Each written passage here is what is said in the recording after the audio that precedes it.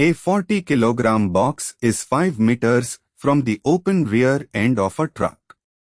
The truck accelerates forward at 2 meters per second squared, and friction coefficient is 0.15. Let us solve step by step. In the truck frame, the box feels a backward pseudo-force of 80 Newton.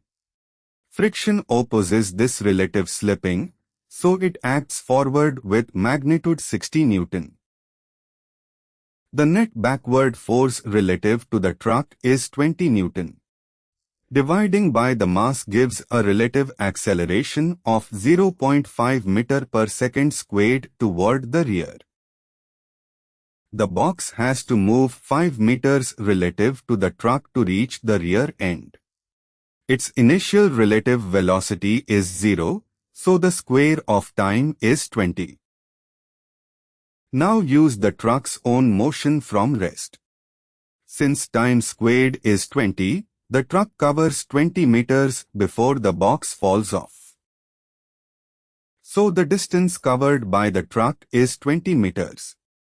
Correct option is A. For more such clear step-by-step learning, join Acharya.